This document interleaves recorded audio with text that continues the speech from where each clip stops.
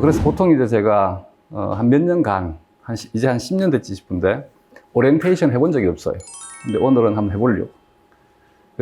우리가 생물에 대해서 어렵다라고 하게 되면 무엇을 착각하느냐 하면, 물리의 경우에는 문제가 어렵다라고 하게 되면 이것은 깊은 사고력을 요구하거나 혹은 깊은 연산을 수반해야지만 문제가 풀릴 때 우리는 어렵다라고 합니다.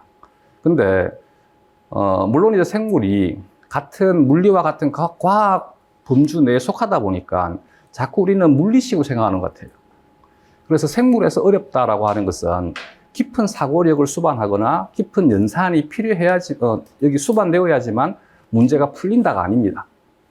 생물에서 어렵다라고 하는 것은 자주 보지 못하던 내용들이 문제에 등장했다인 거지.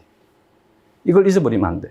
그래서 작년에 시험 문제가 어려웠기 때문에 나는 올해는 공부할 때 더 많이 생각해야지. 그럼 또 내년에 또 봅니다. 더 많이 생각하는 것이 아니고 더 많은 책을 읽어야 됩니다. 또 하나가 뭐냐 그러면 이제 어느 정도 임용을 준비하다 보면 이 사실을 알고 있어요. 그러면 또 어떤 잘못된 행동 패턴을 가지느냐 하면, 올해 보니까 좀 구스탱에서 문제가 좀 많이 나왔어?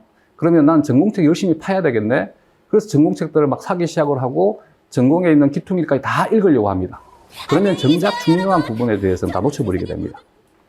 시험 문제가 항상 출제가 되는 범위는 정해져 있습니다. 이것만 하면 붙습니다. 1차 합격했던 선생님들이 다 물어봐봐. 예를 들어서 생물학 총론만 가지고 1차 합격할 때 아무런 문제 없습니다. 대신 만점은 못 받습니다. 대부분이 뭐냐 그러면 만점을 받아야지만 합격한다라고 착각한다는 얘기지. 근데 내가 투자할 수 있는 시간은 12개월밖에 안 되잖아.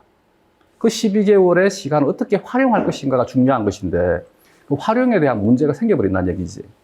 그래서 만약에 이제 올해처럼 이게 한 3, 4년 전에 또 한 번 있었어요. 그때도 문제가 보편적이지 않은, 즉 자주 보지 못하던 내용들에 대해서 몇 문제가 출제가 된 거지. 그 다음 해에 선생님들의 행동 패턴이 뭐였냐면 계속 전공책들만 파기 시작을 한 거지. 근데 그 다음에 문제는 또 너무 쉽게 나와버린 거지. 그러니까 쉬운 문제 다 틀려버리니까 또 붙을 수가 없는 거지. 이게 계속 악순환이 되게 된 거지. 그래서 작년에 물론 문제가 자주 접하지 못하던 내용들에 대해서 문제가 나온 것은 사실입니다. 한 3문제 되더라고.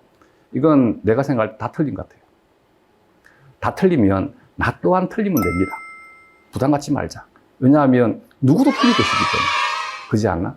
근데 대부분의 선생님들이 이 문제 때문에 자기가 떨어졌다고 착각하는 거지. 그게 아니라 다른 선생님들은 맞추는데 내가 맞추지 못했기 때문에 떨어지는 것이지. 다른 선생님들이 떨어지는 것, 틀리는 것, 나도 틀리면 돼요. 그래서 되도록이면 자주 보는 내용들에다가 시간은 더 많이 배당해야 됩니다. 왜? 자주 보는 내용들이 문제의 출제가 될 가능성이 훨씬 더 높기 때문이라는 얘기지.